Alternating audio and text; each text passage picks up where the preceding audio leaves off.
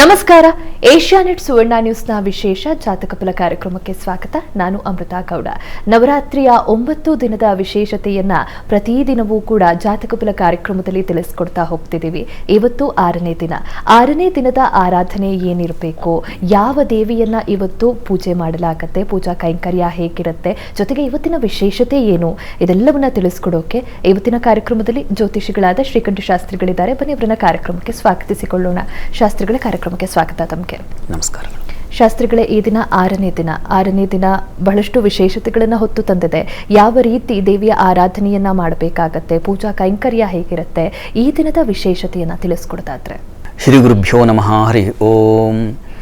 ಮೂರ್ತಿತ್ವೇ ಪರಿಕಲ್ಪಿತ ಶಶಿಭೃತೌ ವರ್ತ್ಮಾ ಪುನರ್ಜನ್ಮನ ಆತ್ಮೇತ್ಯಾತ್ಮವಿದಾಂ ಕೃತುಶ್ಚ ಯಜತಾಂ ಭರ್ತ ಅಮರಜ್ಯೋತಿಷಾಂ ಲೋಕಾನಾಂ ಪ್ರಳಯೋದ್ಭವ ಸ್ಥಿತಿ ವಿಭುಶ್ಚಾನೇಕಧಾ ಯಶರಿತೌ ವಾಚನ್ನ ಸದತಾತ್ವನೇಕ ಕಿರಣಃ ತ್ರೈಲೋಕ್ಯ ದೀಪೋ ರವಿಃ ಯಾ ದೇವಿ ಸರ್ವಭೂತೇಷು ಮಾತೃರೂಪೇಣ ಸಂಸ್ಥಿತ ನಮಸ್ತಸ್ಯೈ ನಮಸ್ತಸ್ಯೈ ನಮಸ್ತಸ್ಯೈ ನಮೋ ನಮಃ.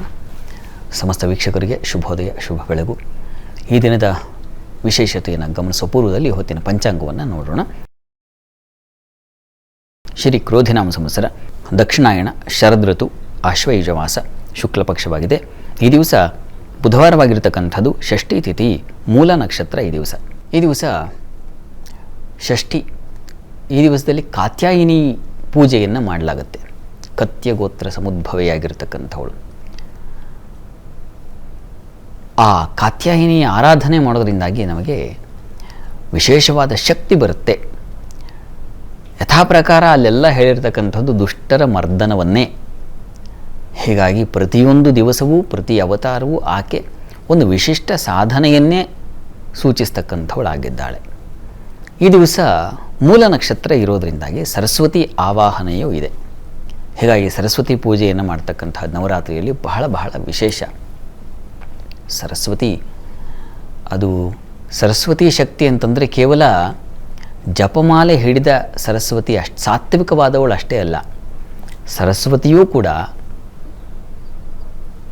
ದುಷ್ಟ ಚಿಂತನೆಗಳಿಂದ ನಮ್ಮನ್ನು ಹೊರಗೆ ತರತಕ್ಕಂಥವಳೇ ಆಗಿದ್ದಾಳೆ. ಅವಳಿಗೂ ಕೂಡ ಖಡ್ಗಮಾಲೆ ಇದೆ. ಅಂದರೆ ಖಡ್ಗ ಧಾರಣೆಯೂ ಹೌದವಳು. ಹೀಗಾಗಿ ಶಕ್ತಿ ದೇವತೆಯೂ ಹೌದು.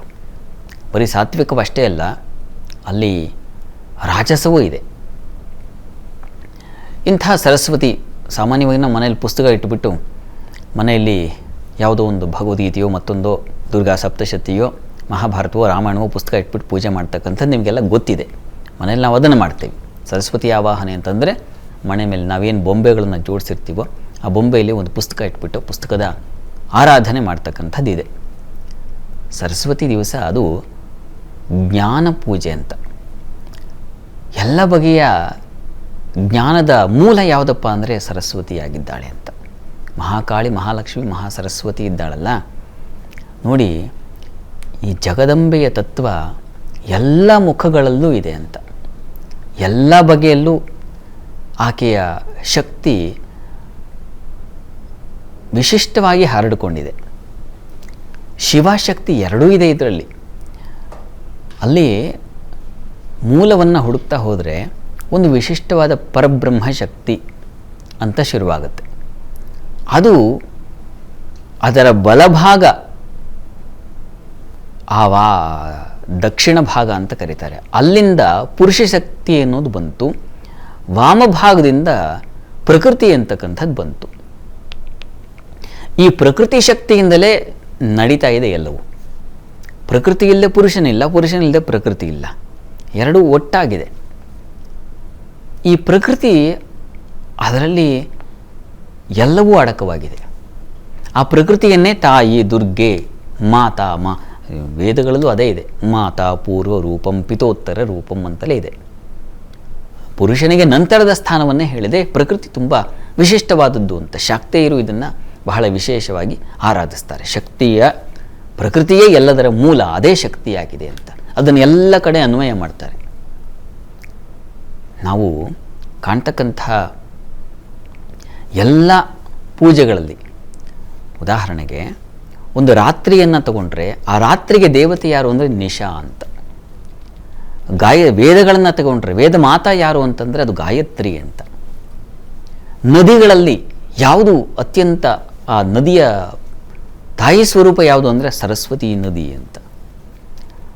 ಹೀಗೆ ನೀವು ಯಾವುದನ್ನೇ ಅನ್ವಯ ಮಾಡಿ, ಛಂದಸ್ಸಿಗೆ ಗಾಯತ್ರಿ ಛಂದಸ್ಸು, ಈ ಪ್ರಕೃತಿಯಲ್ಲಿ ಬೆಳಗ್ತಕ್ಕಂಥ ಜ್ಯೋತಿ ಸ್ವರೂಪಿ, ಅದಕ್ಕೆ ಯಾರು ಮಾತೃ ಸ್ವರೂಪಿ ಅಂದರೆ ಗಾಯತ್ರಿ ಅಂತ, ಸಾವಿತ್ರಿ ಅಂತ ಕರೀತಾರೆ. ಸವಿತೃ ಶಕ್ತಿ ಏನಿದೆ ಅದು ಕೂಡ ಸಾವಿತ್ರಿ ಶಕ್ತಿ ಅಂತ. ವೇದಗಳಲ್ಲೂ ಅಷ್ಟೇ. ಈಗ ಇಡೀ ಜಗತ್ತಿನ ಸಂಪತ್ತಿನ ಅಧಿದೇವತೆ ಯಾರು ಅಂದರೆ ಶ್ರೀ ಆಗಿದೆ ಅಂತ ಶ್ರೀ ಸೂಕ್ತದಲ್ಲಿ ಹೇಳ್ತಕ್ಕಂಥದ್ದು. ಹಾಗೆ ಎಲ್ಲ ರೂಪದಲ್ಲೂ ಆಕೆ ಇದ್ದಾಳೆ. ಆಕೆ ಯಾರಾಗಿದ್ದಾಳೆ ಅಂದರೆ ಅದು ಆಕೆಯ ಪರಬ್ರಹ್ಮ ಶಕ್ತಿಯೇ ಆಗಿದ್ದಾಳೆ. ಅವಳೇ ಬೇರೆ ಬೇರೆ ರೂಪಗಳಲ್ಲಿ ಕಾಣಿಸ್ಕೊಳ್ತಾಳೆ. ವಾಕ್ ಆಗ್ತಾಳೆ. ಮಾತಿಗೆ ತಾಯಿ ಯಾರು ಅಂದರೆ ವಾಕ್ ಅಂತ. ಈ ವಾಗಂಭ್ರಣಿ, ಆ ವಾಕಿಗೆ ಅಧಿದೇವತೆಯಾಗಿರತಕ್ಕಂಥ ವಾಗಂಭ್ರಣಿಯೇ ದುರ್ಗಾ ಸಪ್ತಶತಿ ಅಂತಕ್ಕಂಥದ್ದು. ಅದನ್ನು ಸಪ್ತಶತಿ ಅಧ್ಯಯನ ಮಾಡೋರಿಗೆ ಗೊತ್ತಿದೆ. ಅಂತೂ ಈ ಮಾತೃ ಸ್ವರೂಪದಲ್ಲಿರ್ತಕ್ಕಂಥವಳು ಎಲ್ಲ ಕಡೆ ಎಲ್ಲ ತಾನಾಗಿ ಬೆಳಗಿದ್ದಾಳೆ ಅಂತ. ಇದೆಲ್ಲವೂ ಕೂಡ ಈ ಬೆಳಗು ಇತ್ಯಾದಿ ಏನು ಆಕೆಯ ಸ್ವರೂಪಗಳೆಲ್ಲ ಪ್ರಕಟ ಆಗ್ತಾ ಇದೆ. ಯಾಕಾಗಿ ಅಂತಂದರೆ, ಯಾವ ಉದ್ದೇಶ ಅಂತಂದರೆ, ಉತ್ತಮ ಆಲೋಚನೆ. ಸರಸ್ವತಿ ಅದನ್ನೇ ಹೇಳು. ಸರಸ್ವತಿ ಆರಾಧನೆ ಪುಸ್ತಕ ಇಟ್ಟು ಪೂಜೆ ಮಾಡೋದ್ರ ಜೊತೆಗೆ ಏನಪ್ಪ ಅಂದರೆ, ಬುದ್ಧಿ ಚೆನ್ನಾದ ಉತ್ತಮವಾದ ಸದ್ಬುದ್ಧಿ ಅಂತೀವಲ್ಲ, ಅದರ ಪ್ರಕಟಣೆಯೇ ಆಗಿದೆ. ಇದೆಲ್ಲ ಕಥೆಗಳು ಹೇಳೋದು ಅದನ್ನೇ. ಮೊನ್ನೆ ಎಲ್ಲ ನಾನು ಹೇಳಿದ್ದು ಅದನ್ನೇ. ದುರ್ಬುದ್ಧಿ ಅನ್ನೋದು ಹೋಗಬೇಕು, ಸದ್ಬುದ್ಧಿ ಅನ್ನೋದು ಸ್ಥಾಪನೆ ಆಗಬೇಕು. ಸರಸ್ವತಿ ಶಕ್ತಿ ಅದೇ. ವಿದ್ಯಾರ್ಥಿಗಳ ಮಟ್ಟಕ್ಕೆ ಚೆನ್ನಾಗಿ ಓದಬೇಕು, ಓದಿದ್ದು ಗ್ರಹಣವಾಗಬೇಕು, ಗ್ರಹಣವಾಗಿದ್ದು ಎಕ್ಸಾಮ್ನಲ್ಲಿ ಬರೆಯೋ ಹಾಗಾಗಬೇಕು, ಆ ನೆನಪು ಉಳಿಬೇಕು, ಸುದೀರ್ಘವಾಗಿ ಇರಬೇಕು. ಅದು ಒಂದು ದಿವಸದ್ದಲ್ಲ, ಇದು ನಿರಂತರವಾಗಿ ಇರಬೇಕು ಆ ನೆನಪು. ಅದಕ್ಕೆ ಸರಸ್ವತಿ ಪ್ರಾರ್ಥನೆಯನ್ನು, ಸರಸ್ವತಿ ಸೂಕ್ತವನ್ನು ಹೇಳ್ಕೊಳ್ತಕ್ಕಂಥದ್ದು, ಸರಸ್ವತಿ ಮಂತ್ರಗಳನ್ನು ಅಭಿಮಂತ್ರಿಸಿ ಕೊಡ್ತಕ್ಕಂಥದ್ದು, ಸರಸ್ವತಿ ಆವಾಹನೆ. ಒಂದು ಸಲ ನಾವು ಶೃಂಗೇರಿಗೆ ಹೋಗಿ ಬಂದರೆ ಅಲ್ಲಿ ಸರಸ್ವತಿ, ಅಲ್ಲೂ ಕೂಡ ನವಾರಣ, ಒಂದಕ್ಕೊಂದು ಇದೆಲ್ಲ ಕನೆಕ್ಟ್ ಇರ್ತಕ್ಕಂಥದ್ದು. ನೀವು ಶ್ರೀಚಕ್ರ ಉಪಾಸನೆ ಮಾಡ್ತಾ ಇದ್ದೀರಾ ಅಂದರೆ ಅಲ್ಲಿ ನಿಮಗೆ ಆ ಶ್ರೀಚಕ್ರದಿಂದ ಬರತಕ್ಕಂಥದ್ದು ಏನು ವಾಕ್ಶಕ್ತಿಯೇ. ಅಲ್ಲಿ ತ್ರಿಕೂಟಗಳ ಪೂಜೆ ಆಗುತ್ತೆ, ಅಲ್ಲೂ ಸತ್ವ ರಜಸ್ತಮೋ ಗುಣಗಳಿದ್ದಾವೆ. ಅದೆಲ್ಲವೂ ನಿಮಗೆ ಇದು ಎಲ್ಲವೂ ಬೇರೆ ಬೇರೆ ಬೇರೆ ಬೇರೆ ರೂಪದಲ್ಲಿ ಕಾಣ್ತಾ ಇದೆ ಅಷ್ಟೇ ವಿನಃ ಅದರ ಮೂಲ ಒಂದೇ ಆಗಿದೆ. ನೀವು ಸರಸ್ವತಿಯನ್ನಿ, ಲಕ್ಷ್ಮಿಯನ್ನಿ, ಕಾಳಿಯನ್ನಿ, ದುರ್ಗೆಯನ್ನಿ, ಮತ್ತಿನ್ನೇನಾದರೂ ಹೇಳಿ, ಅದರ ಮೂಲ ಒಂದೇ. ಅದು ಏನನ್ನು ಹೇಳ್ತಾ ಇದೆಯಪ್ಪ ಅಂತಂದರೆ, ಒಳ್ಳೆಯದನ್ನೇ ಹೇಳ್ತಾ ಇದೆ. ಒಳ್ಳೆಯದಕ್ಕಾಗಿ ಇದೆ, ಅದು ಒಳ್ಳೆಯದನ್ನು ಸ್ಥಾಪನೆ ಮಾಡಲಿಕ್ಕಿದೆ. ಹಾಗಿದ್ರೆ ಕೆಟ್ಟದ್ದೆಲ್ಲ ಯಾಕಿದೆ? ಹಾಗಿದ್ರೆ ನಾವು ಪ್ರಪಂಚದಲ್ಲೆಲ್ಲ ಕಾಣ್ತಾ ಇದ್ದೀವಿ ಕಣ್ಣು ಮುಂದೆ, ಅಯ್ಯೋ ಇದು ಕೆಟ್ಟದ್ದು ನಮಗನ್ನಿಸ್ತಾ ಇದೆ. ಆದರೆ ಇದು ನಮ್ಮ ಬುದ್ಧಿ ವಿವೇಚನೆಗಿರ್ತಕ್ಕಂಥ ಕೆಟ್ಟದ್ದು ಒಳ್ಳೆಯದು ಹೀಗೆ ನಾವು ವಿಭಾಗ ಮಾಡ್ಕೊಂಡಿದ್ದೀವಿ. ಪ್ರಪಂಚದಲ್ಲಿ ಇರೋದೆಲ್ಲವೂ ಅದು ಇದೆ. ಯಾಕಾಗಿ ಅಂದರೆ ಅವಳ ಲೀಲೆಯಿಂದ ಆಗಿ ಇದೆ. ಅದು ಒಳ್ಳೆಯದೋ ಕೆಟ್ಟದ್ದು ಅನ್ನೋದು ನಾವು ಹಾಕಿಕೊಂಡಂಥ ಚೌಕಟ್ಟು, ನಾವೇ ಹಾಕಿಕೊಂಡಂಥ ಕಾನೂನು, ನಮ್ಮ ಬುದ್ಧಿಮತ್ತೆಗೆ ಏನೋ ತೋಚ್ತಾ ಇದೆಯೋ ಅದನ್ನು ನಾವು ಮಾಡ್ತಾ ಇದ್ದೀವಿ. ಇದನ್ನು ಮೀರಿದ್ದು ಸಾಕಷ್ಟಿದೆ, ನಮಗೆ ಗೊತ್ತಿಲ್ಲದೆ ಇರತಕ್ಕಂಥ ರಹಸ್ಯ ಸಾಕಷ್ಟಿದೆ. ಹೀಗಾಗಿ ಜಗತ್ತು ಹೀಗೆ ಹೋಗ್ತಾ ಇದೆ ಅಂತಂದರೆ ನಮ್ಮ ಮಟ್ಟಿಗೆ ಹಾಕಿಕೊಂಡಂಥ ಚೌಕಟ್ಟೇನಿದೆಯಲ್ಲ ಆ ಮಟ್ಟಿಗೆ ನಾವು ಚೆನ್ನಾಗಿರಲಿ ಅಂತ ಪ್ರಾರ್ಥನೆಗಳು. ಈ ಪ್ರಾರ್ಥನೆ ಪೂಜೆ ಎಲ್ಲ ಯಾಕಾಗಿ ಮಾಡಬೇಕು? ಮತ್ತು ಯಾಕಾಗಿ ಮಾಡಬೇಕು ಅಂದರೆ ಒಳ್ಳೆಯದನ್ನೇ ಬಯಸುವ ಕಾರಣಕ್ಕಾಗಿ, ಒಳ್ಳೆಯವರಾಗಲಿಕ್ಕಾಗಿ ಮಾಡಬೇಕು. ಕೆಟ್ಟದ್ದು ಆಗ್ತಾ ಇದೆಯಲ್ಲ ಅಂತಂದರೆ ಹೌದು ಅದು ಆಗಬಾರ್ದು. ಅದಾದ್ರೆ ಏನಾಗುತ್ತೆ, ಅವಳೇ ಶಾಪ ಅವಳೇ ಶಿಕ್ಷೆಯನ್ನು ಕೊಡ್ತಾಳೆ. ಶಾಪವಲ್ಲ, ಶಿಕ್ಷೆಯನ್ನೇ ಕೊಡ್ತಾಳೆ. ಎಲ್ಲ ರಕ್ಕಸರ ಕಥೆಯನ್ನು ನಾವು ಕೇಳ್ಕೊಂಡು ಬಂದಾಗ ಅವರೆಲ್ಲ ಕೆಟ್ಟವರಲ್ವಾ? ಕೆಟ್ಟವರೇ. ಹಾಗಾಗಿ ಏನು ಮಾಡಿದ್ಲು ಅವಳು? ಬೇರೆ ಬೇರೆ ಬೇರೆ ಬೇರೆ ರೂಪಗಳನ್ನು ತಾಳಿ ಕತ್ತರಿಸಿದ್ಲು, ಖಂಡನ ಮಾಡಿದ್ಲು, ಪೆಟ್ಟುಕೊಟ್ಲು. ಹೀಗಾಗಿ ಇದೆಲ್ಲ ಏನಮ್ಮ ಹೇಳ್ತಾ ಇದೆ ಅಂತಂದರೆ, ಆ ರೀತಿ ಮಾಡಬೇಡಿ, ಒಳ್ಳೆಯದನ್ನು ಆಯ್ಕೆ ಮಾಡಿಕೊಳ್ಳಿ, ಒಳ್ಳೆಯ ಕೆಲಸಗಳನ್ನು ಮಾಡಿ, 4 ಜನಕ್ಕೆ ಒಳ್ಳೆಯ ಸಹಬಾಳ್ವೆಯಿಂದ ಇರೋ ರೀತಿಯಲ್ಲಿ ಬದುಕಿ ಆದರ್ಶರಾಗಿ, ಅದನ್ನು ಹೇಳ್ತಾ ಇದೆ. ಅದಕ್ಕೆ ದಾರಿ ಏನಪ್ಪ? ಆದರ್ಶರಾಗಿರಬೇಕು. ಅದಕ್ಕೆ ದಾರಿ ಏನು? ಬುದ್ಧಿ. ಈ ಬುದ್ಧಿ, ಒಳ್ಳೆಯ ಬುದ್ಧಿ ಬೇಕಲ್ಲ, ಸದ್ಬುದ್ಧಿ ಬೇಕಲ್ಲ, ನಮಗೆ ಒಳ್ಳೆಯ ಯೋಚನೆ ಮಾಡಬೇಕಲ್ಲ. ಇದಕ್ಕೆ ಯಾರು ಇಂಥ ಸೂಚನೆ ಮಾಡೋದು? ಯಾರು? ಶಾರದೆ. ಹೀಗಾಗಿ ಶಾರದಾ ಪೂಜೆ. ಈ ದಿವಸ ನೀವು ಮನೆಯಲ್ಲಿ ಶಾರದಾ ಪೂಜೆ ಹೇಗೆ ಮಾಡೋದು ಅಂತಂದರೆ, ಪುಸ್ತಕವನ್ನಿಡಿ, ಶಾರದಾ ಫೋಟೋವನ್ನಾದರೂ ಇಡಿ. ಆ ಶಾರದಾ ಫೋಟೋಗೆ ಉಪಚಾರಗಳನ್ನು ಮಾಡಿ, ಚೆನ್ನಾಗಿ ಅಲಂಕರಿಸಿ, ಚೆನ್ನಾಗಿ ಕಂಗೊಳಿಸೋ ಹಾಗೆ ಕಣ್ಮನಗಳ ತಣಿಬೇಕು. ಆ ರೀತಿಯಲ್ಲಿ ಅಲಂಕಾರ ಮಾಡಿ, ವಿದ್ಯಾರ್ಥಿಗಳ ಹತ್ರ ಹೇಳಿಸಿ, ಶಾರದಾ ಸ್ತುತಿಯನ್ನು ಹೇಳಿಸಿ. ಸಾಧ್ಯವಾದವರು ಒಂದು ಸಲ ಶೃಂಗೇರಿಗೆ ಹೋಗಿ ಬನ್ನಿ. ಅಲ್ಲಿ ತುಂಬ ನವರಾತ್ರಿ ಉತ್ಸವ ತುಂಬ ವೈಭವವಾಗಿ ಚೆನ್ನಾಗಾಗುತ್ತೆ. ಆ ದರ್ಶನ ಮಾಡೋದ್ರಿಂದಲೇ ನಮಗೆ ಬುದ್ಧಿ ಅಂಥದ್ದೊಂದು ಶಿಸ್ತು ಬರುತ್ತೆ. ಬುದ್ಧಿಗೆ ಒಂದು ಶಿಸ್ತು ಬೇಕಲ್ಲ, ಹಾಗಾಗಿ ತಾನೇ ಪೂಜೆಗಳೆಲ್ಲ ಅಂಥದ್ದೊಂದು ಶಿಸ್ತು ಏರ್ಪಾಡಾಗುತ್ತೆ.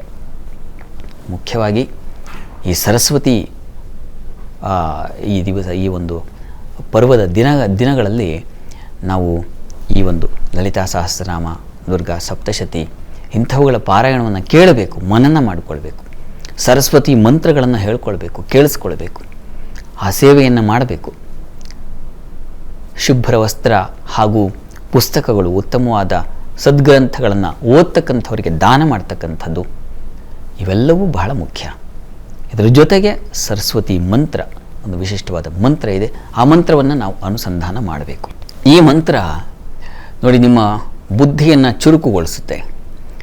ಏನೂ ನೆನಪಾಗ್ತಾ ಇಲ್ಲ, ಓದಿದ್ದೀನಿ ಚೆನ್ನಾಗಿ, ನೆನಪಾಗ್ತಾ ಇಲ್ಲ, ಚೆನ್ನಾಗಿ ಅಭ್ಯಾಸ ಮಾಡಿದ್ದೀನಿ, ಆದರೆ ಆ ಸಂದರ್ಭದಲ್ಲಿ ನನಗೆ ಹೇಳೋಕ್ಕಾಗ್ತಾ ಇಲ್ಲ. ಚೆನ್ನಾಗಿ ಕಲ್ತಿದ್ದೀನಿ, ಆದರೆ ನನಗೆ ವಾದ ಮಾಡಲಿಕ್ಕಾಗ್ತಾ ಇಲ್ಲ. ಎಲ್ಲರಿಗೆ ಇದು ಕಾನೂನು ತಜ್ಞರಾಗಿದ್ದರೆ, ಆ ರಂಗದಲ್ಲಿರ್ತಕ್ಕಂಥವ್ರು ವೈದ್ಯಕೀಯರಾಗಿದ್ದರೆ, ಆ ಕ್ಷಣಕ್ಕೆ ಹೊಳಿತಾ ಇಲ್ಲ ನನಗೆ. ಎಲ್ಲ ರಂಗದವರಿಗೆ ಅನ್ವಯಿಸುತ್ತೆ. ಯಾರಿಗೆ ಬುದ್ಧಿ ಮಂಕಾಗಿದೆಯೋ, ಮಂಕು ಕವಿದಿದೆಯೋ, ಬುದ್ಧಿ ಚುರುಕಾಗಿಲ್ಲ ಅನ್ನಿಸ್ತಾ ಇದೆಯೋ, ವಿದ್ಯಾರ್ಥಿಗಳಿಂದ ಹಿಡಿದು ಎಲ್ಲರಿಗೂ ಬೇಕು. ಯಾರಿಗೆ ನೆನಪಿನ ಶಕ್ತಿ ಬೇಡ. ಹೀಗಾಗಿ ಅಂತಹ ಬಯಕೆ ಇರತಕ್ಕಂಥವ್ರು ಈ ದಿವಸ ಶ್ರದ್ಧೆಯಿಂದ ಒಂದು ಮಣೆ ಹಾಕಿಕೊಂಡು, ಮಣೆ ಮೇಲೆ ಕೂತ್ಕೊಂಡು ಶ್ರದ್ಧೆಯಿಂದ 108 ಬಾರಿ ಈ ಮಂತ್ರವನ್ನು ಹೇಳ್ಕೊಳ್ಳಿ. ಮಂತ್ರ ಗಮನಿಸಿ. ಮೇಧೆ ಸರಸ್ವತಿ ವರೇ ಭೂತಿ ಬಾಭ್ರವೀ ತಾಮಸಿ ನಿಯತೆ ತ್ವಂ ಪ್ರಸೀದೇಶೆ ನಾರಾಯಣೀ ನಮೋಸ್ತುತೆ ಅಂತ. ಇದು ನಿಮ್ಮ ಬುದ್ಧಿಶಕ್ತಿಯನ್ನು ಚುರುಕುಗೊಳಿಸ್ತಕ್ಕಂಥದ್ದು, ಒಂದು ಬುದ್ಧಿಗೆ ಒಂದು ಶಿಸ್ತನ್ನು ಏರ್ಪಾಡು ಮಾಡ್ತಕ್ಕಂಥದ್ದು, ಆ ಕ್ಷಣಕ್ಕೆ ನೆನಪಾಗೋ ಹಾಗೆ ಮಾಡ್ತಕ್ಕಂಥ ಶಕ್ತಿ ಎಲ್ಲವೂ ಅಡಕವಾಗಿದೆ. ಇದನ್ನು ಜೇನಿನಲ್ಲಿ ಅಭಿಮಂತ್ರಿ ಈ ಮಂತ್ರವನ್ನು ಹೇಳ್ತಾ, ಜೇನುತುಪ್ಪವನ್ನು ಕೈಲಿ ಹಿಡ್ಕೊಂಡು ಈ ಮಂತ್ರವನ್ನು ಹೇಳ್ತಾ ಆ ಜೇನ ಒಂದು ಸ್ಪೂನ್ ತಿಂದರೆ ಅಂಥದ್ದೊಂದು ಚುರುಕು ಬುದ್ಧಿ ಬರುತ್ತೆ. ಪ್ರಯತ್ನ ಮಾಡಿ, ಒಳ್ಳೆಯದಾಗಲಿ. ಇಂದಿನ ಸಂಚಿಕೆಯಲ್ಲಿ ನವರಾತ್ರಿಯ 6ನೇ ದಿನದ ವಿಶೇಷತೆ ಜೊತೆಗೆ ಯಾವ ದೇವಿಯನ್ನ ಆರಾಧನೆ ಮಾಡಬೇಕು, ಸರಸ್ವತಿ ಪೂಜೆಯನ್ನ ಯಾವ ರೀತಿ ಮಾಡಬೇಕು, ಅದರಿಂದ ಆಗುವಂತಹ ಲಾಭಗಳು, ಸಿಗುವಂತಹ ಫಲಗಳ ಬಗ್ಗೆ ತಿಳಿಸ್ಕೊಟ್ರಿ. ಜೊತೆಗೆ ಈ ದಿನದ ಮಂತ್ರವನ್ನ ಕೂಡ ತಿಳಿಸ್ಕೊಟ್ರಿ ಶಾಸ್ತ್ರಿಗಳೇ. ಮುಂದೆ 12 ರಾಶಿಗಳ ಫಲಾಫಲಗಳನ್ನು ನೋಡೋಣ. ಅದಕ್ಕೂ ಮುಂಚೆ ಒಂದು ವಿರಾಮ ತಗೊಂಡು ಬರೋಣ. ಜಾತಕ ಫಲ ವಿಶೇಷ ಕಾರ್ಯಕ್ರಮ ಮುಂದುವರಿಯುತ್ತೆ ಪುಟ್ಟ ವಿರಾಮದ ಬಳಿಕ.